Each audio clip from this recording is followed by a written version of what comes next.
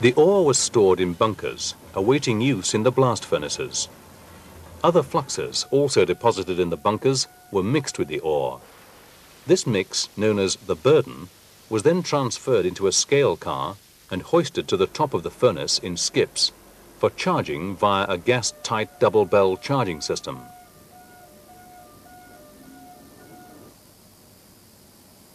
Metallurgical coke, another ingredient of the iron-making process, was also charged using the same system.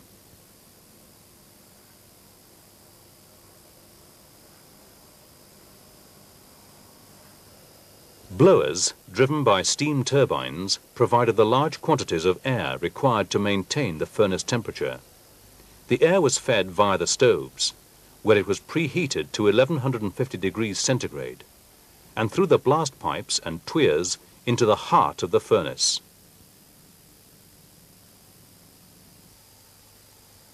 Pre-tapping checks carried out by the operators included making sure tap hole opening and closing equipment operated correctly, and that hot metal and slag ladles were in place.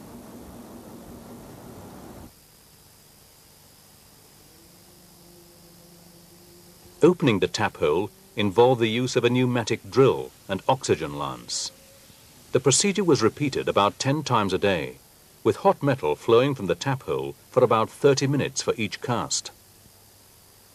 Slag, being lighter than hot metal, floated on top and was skimmed off. The hot metal flow continued on its way down the main cast house floor runner to the waiting ladles, known as clings. To enable any operational adjustments to the furnace, samples of hot metal and slag were taken during casting and the results assessed.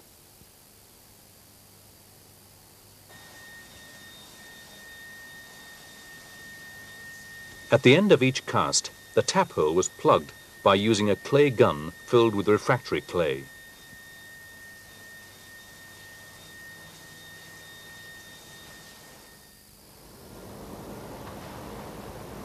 After casting, the slag ladles were hauled away by rail and emptied into pits. The slag was then cooled and processed for further use in the works. The hot metal was also transported by rail to the pig casting machine, approximately a mile away from the furnaces.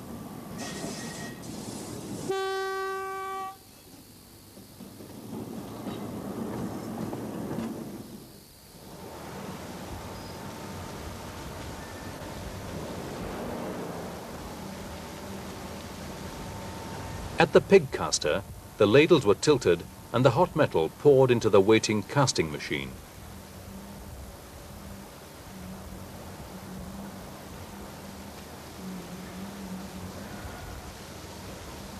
Cast iron molds, set in 2 continuous strands, were filled with the hot metal, and water sprays assisted the cooling process, before, at the top of the machine, the solidified pigs fell from the molds into holding pens.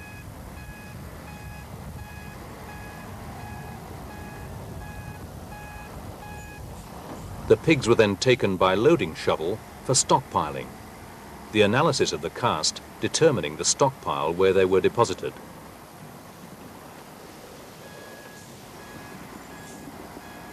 Pig iron was dispatched direct to customers, whilst ferromanganese underwent further processing to specific size fractions, depending on the requirements of customers.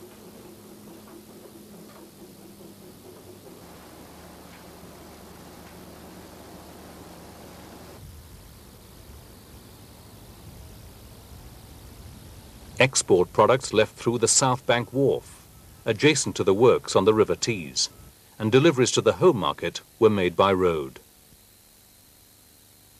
The quality performance of Cleveland Iron was something the workforce became proud of, and this was also marked by the winning of a number of key awards. I have a lot of pride for Cleveland Iron, not only for Cleveland Iron, what they've achieved. I mean, we've achieved BS 5750, we've got an export award, achievement award on top of that. We even got Ford's Q1. Apart from its commitment to supply its products to the Teesside steelmaking plant and other UK customers, Cleveland Iron exported metals around the world. We've had customers as far afield as Japan, South America, North America, tremendous number of customers in Europe, France, Belgium, Spain, Italy. We sent pig iron into most quarters of the world and ferromanganese to most quarters of the world. Last week we were sending ferromanganese to, in fact early this week we were sending ferromanganese to America.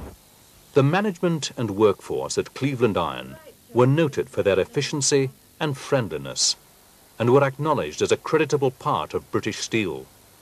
Well, a lot of the customers have been really disappointed that we're closing, and I've got to know them on a personal level as well as business level. And yes, it'll seem strange not talking to a lot of them, although I've not met any of them face to face. Well, a few that have been and visited the works, but they're very disappointed that we're closing. You have good laughs with the lads. They really do pull together to try and make things easier for you.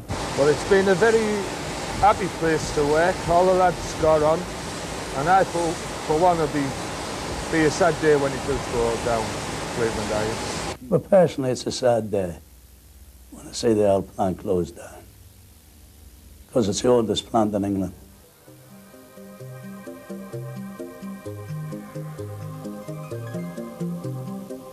The symbolic running of iron across the floor of the cast house for the last time on the 27th of April 1993 brought the story of Cleveland Iron full circle.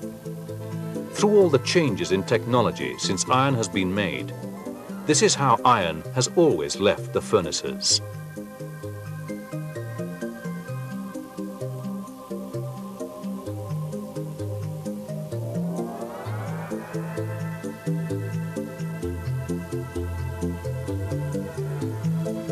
Cleveland Iron, the end of an era.